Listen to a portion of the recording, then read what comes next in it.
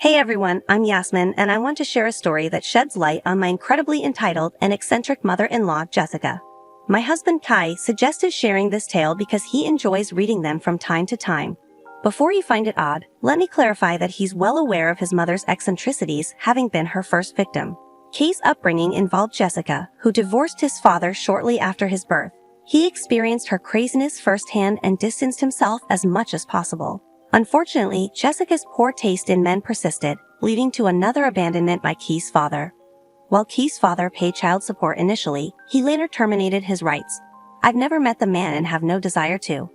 Claiming to have single-handedly raised Kai, Jessica exploited him to extract money from her family for an extended period.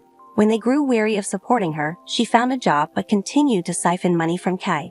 During his teenage years, Jessica coerced him into working, all the while pocketing his earnings until he turned 18.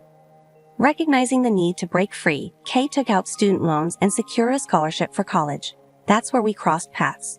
Kai shared the harrowing stories of his mother's behavior, and I couldn't help but be furious on his behalf.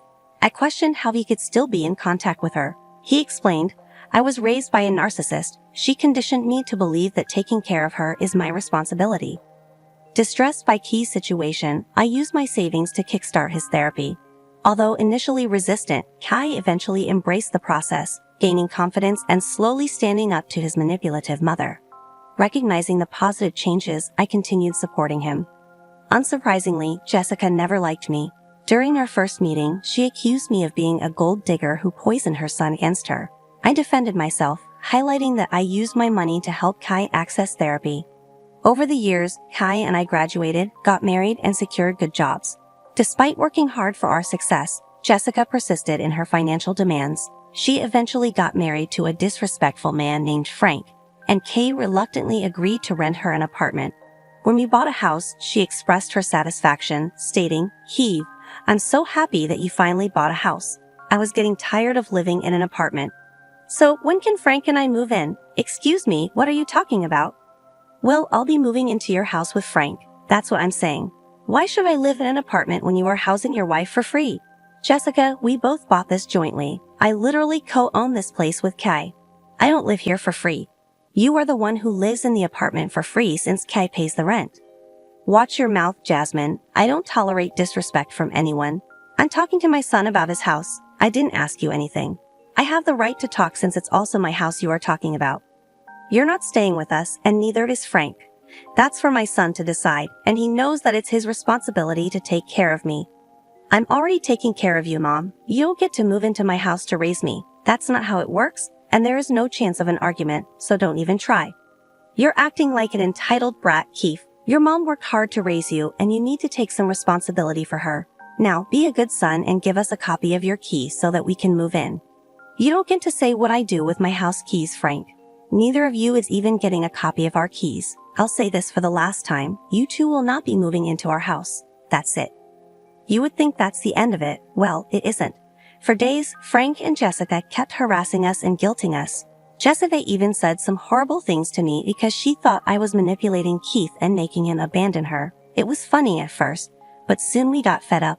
One day, Kay went to their apartment to drive it into their heads that they wouldn't be moving in.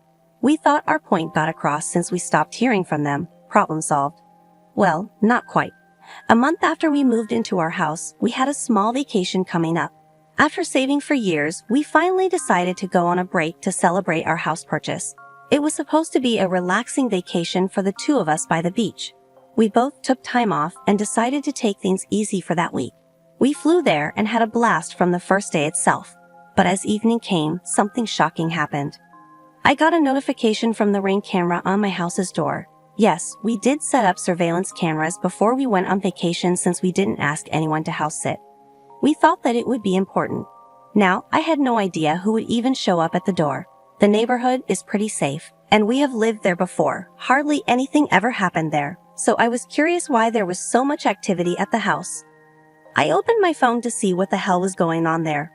What I found in the live camera footage shocked me. There I saw my dear mother-in-law Jessica and her new husband Frank moving into our freaking home. Yes, they somehow got into our house and brought 12 bags of clothes. Literally 12 freaking bags. They were moving into the guest room and setting up everything there. Jessica even went into the kitchen to make herself some food. I was shocked and angry at what I was witnessing. I knew that I needed to tell Keith immediately. So I called him over and said, "Keith, I have some news. I think we need to talk about it right now. Right now." "What's so important, Yasmin? We're on vacation. I'm kind of not in the mood for any serious stuff today." "Trust me, Keith, I'm not in the mood to deal with horrible people either. But this situation is dire and needs our immediate attention. I'm afraid it's about your mother. Mom's making trouble again." "Oh God, what is it this time? Did she manage to break into our house or something?" From the look I gave Keith, it became apparent to him that he wasn't off the mark. His eyes immediately turned into saucers as he tried to make sense of the situation. I pulled out my phone and showed him what Jessica and Frank were doing. He was shocked and looked very angry at what he was seeing. I mean, his joke turned out to be the truth. His mom broke into our new house and was moving in furniture with her husband. Keith looked a little pissed off and said, "You can leave it to my mother to surprise me in the worst way possible. Looks like she didn't take the hint at all. We made it clear that day that she won't be living with us. I'm even surprised as to how she got the keys to our house. It just blows my mind. Her new husband is a sleazy guy, Yasmin. We both know that. I'm afraid he may have gotten his hands on our keys and made a copy. I wouldn't put it past him. We will need to go back and change the locks. That's the only way we can make sure that they don't budge into our house anytime they like. But what do we do about this current problem?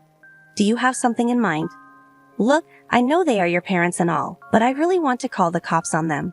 What they are doing is illegal and downright scary. They can't be trusted anymore. Either calling the cops and getting no contact with them is the best solution possible." I gave Keith some time to turn the idea in his head. I could see that he was thinking hard and had grim lines on his forehead, but it didn't take too long for him to come back with a response, and his response was way better than I imagined. He said, "You know what, Yasmin? Let's do it." "What? Are you sure about that? There'll be no going back once we do this, and the cops will drag your mom and Frank to the streets with all their things." "I know that, Yasmin. I've given them enough chances to improve themselves. They just betrayed my trust every time. I have to stop somewhere. There has to be some consequences. What they did today is not only a breach of our privacy but also illegal. I think it's time they realize they can't do whatever they want. Would you go no contact with them as well?" Of course, my reluctance to do that has already created a lot of problems. I should have done this a long time ago. I'm freaking stupid and thought Mom would grow some sense after I got married. Since that's not happening, I'm going to distance myself from them. It's the only way, and I am actually feeling good about it. "Okay then, if you're on board with it, let's proceed with that plan. But first, let's call your mom and give her a warning. Just a final chance to make this right. I don't have any hope, but we can get evidence that we didn't allow her in our house." Keith agreed with the plan and called his mother. She didn't pick up the first time through the security cameras. I could see that she was visibly annoyed and went to Frank. They discussed something before answering the call. When we rang the second time, she put the phone on loudspeaker so that Frank could join in as well. She said, "Hey Keith, how are you doing? Is the vacation going fine? You need to tell me what's going on over there." "I don't know what you're talking about. Everything is just breezy here. Nothing to worry about really. Jessica, you and Frank breaking into our house is nothing to worry about." Jessica went quiet when I said that. On the security tapes, we could see that she tensed and looked at Frank again. I mean, Frank was better at fooling and manipulating people, so this was expected. Jessica wanted her new husband to come up with some plan. "What are you even talking about, Yasmin? Kay, your wife has gone crazy. You need to shut her up." "Don't talk to my wife like that. We know what you two are up to. With cameras in the house, both inside and out, there's no point in lying to us. We can see you on our phones right now." "Wait, what? How dare you spy on us, Keith? This is unacceptable. What about our privacy? You should have been more thoughtful."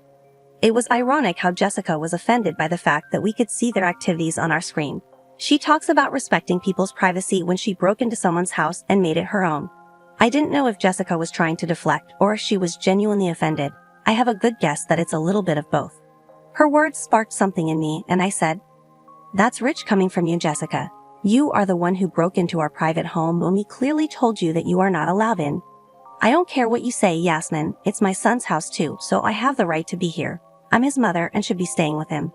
"I already said no to that, Mom. Just because you're my mother doesn't mean you will go wherever I go. You already have an apartment that I pay for. Who wants to live in that tiny apartment when you have brought such a big house? You're turning into such a selfish man after getting married, Keith. This is unacceptable. You can't expect your own mother to live in an apartment while you enjoy a whole house with your wife. That decision is not up to you, Mom. You shouldn't have just packed up your stuff and moved into the house. How did you even get the keys? Both me and Kay were troubled by this question and needed answers immediately. Also, we needed them to confess to their wrongs so that we could use that to report them to the police. And our hunch was right. Frank said, "Well, since you decided to be a brat and ignore your mother, I went and made a copy of your keys." "Who the hell told you to touch my keys? I didn't give you permission to do that." "I don't need your permission, Kai. I'm your stepdad. I have the authority to do what I think is right. You don't get to question me." "I don't care who you are to me, Frank. I'm a grown-ass man and don't need a parent. What you did was forgery, and both are offenses under the law." "Kai, how dare you talk to Frank like that? He only did this because he knew I was sad. A mother should have the keys to her son's house for emergencies and all, you know? For emergencies and breaking in whenever you want? You're insane, Jessica. You need to get off our property with all your stuff within an hour. If you don't, we will call the cops." That made Jessica and Frank look frightened. They visibly panicked and whispered something amongst themselves. Their panic was clear on their faces, and we could see that through the cameras. In the end, they said, "Don't threaten us, woman. This is not your house. This is my son's house. Only he gets to make those decisions. This house belongs to both Yasmin and me, and we both want you to get out before I'm forced to call the cops." "Trust me, Mom, that will be ugly." "What an ungrateful brat you are, Kate. How can you threaten to kick out your mom?" "She was given a warning and didn't listen. Now both of you will be facing consequences. You have exactly 1 hour to vacate my house before I call the cops. Remember that I have you on surveillance and I will know what you are doing." Frank and Jessica started to yell at us when we hung up. We didn't want to go into an argument with them anymore. Their entitled brains were not meant to participate in conversations or healthy discussions. They didn't care about anything but themselves. We gave them 1 hour while we put all the proof into a folder. Through the cameras, we could see that they were having a discussion but didn't budge. Instead, Jessica started to unpack her bags. That made us both angry as hell. As the hour passed, we called the police with all the evidence we had. Thankfully, they took us seriously and went to our house. We saw the whole fiasco unfold in front of our house. The cops went there and knocked at the door. Jessica and Frank opened the door and immediately faked being confused. After the officers told them everything, they called us and sang a different tune. They said, "Kay, why was there a need to call the cops? We just want to live with our son. Why are you making things so difficult? Tell the cops that this was all a misunderstanding." "I don't want you living with me, Mom. I said that 100 times now. Stop being so freaking entitled. Leave before the cops arrest you and we are forced to press charges." "Kay, don't do this. Please look, we have nowhere to go. You need to let us stay here. Just tell the cops to leave. We will have a calm discussion about this once you come back." "Absolutely not, Mom. You need to back up and go to your apartment. I want my house empty today and right now, Keith. Actually, we can't go back to the apartment. I canceled the lease and sold my furniture. We really have nowhere to go. I thought that she wouldn't mind living with us, so I canceled the lease myself." The audacity of this woman shocked me to the core. She canceled her lease because she thought she could force us to house her. She was freaking insane. Keith was boiling with rage and ready to scream at her sorry ass. He said, "You went behind my back and canceled your lease? What the freaking hell, Mom? You know what? That's not my problem. I don't care where you go. You need to vacate my house." No, Keith. Please listen to me. I've nowhere to go. Don't kick us out. I'm your mother. Do you want your mother to be homeless? You made yourself homeless, Mom, since you don't want to stay in a rented apartment anymore. I won't give you rent money anymore. I'm freaking done. You can take your new man and figure out something for yourself. Get out of my house and don't try to contact me again. At this point, Jessica was literally crying and begging to make us hear her out. She even cried to me and brought up my dead mother to guilt me. They had the very opposite reaction than what she expected. Me and Key got so mad that we shouted at them and hung up. We immediately blocked the numbers because they crossed all our boundaries in one day and somehow made things worse than ever. The cops stayed back at the house and made sure that Jessica and Frank left. I called a mutual friend to help house it until we came back. She also assured me that she would call a locksmith to change our door lock the next day. She's a friend from college, and we trust her a lot. We knew that she would make sure our house was safe. She lived in an apartment, so it was easy for her to come to the house. Frank and Jessica left and went to God knows where. My guess is they spent the night at the hotel and bought new phone numbers to harass us. It didn't work. No relative took their side either because they knew Jessica well enough, and they didn't want to be in her drama. Also, they told her in no uncertain terms that they wouldn't house or help her out in any way. That made Jessica focus her attention back on us. For the rest of our vacation, we kept our phones switched off. We opened our phones once daily to check for emergencies, and that's it. We also only called our friend to make sure everything was all right. Yes, Jessica and Frank did show up again and tried to get in. They left after the friend threatened to call the cops again. We are thinking of sending a cease and desist letter before they escalate their behavior. Thankfully, they didn't want to know why. When we got back from vacation, we found out that Frank had decided to leave Jessica. Why, you may ask? Because she couldn't house and feed him for free anymore. Jessica was devastated and begged her son to talk to her. She finally realized that she needed her son for money. Heath didn't soften at all. He stuck to the no-contact decision that is still in place today. The last we know from family is that Jessica rented a trailer and still works at the retail store with no hope of retirement in sight.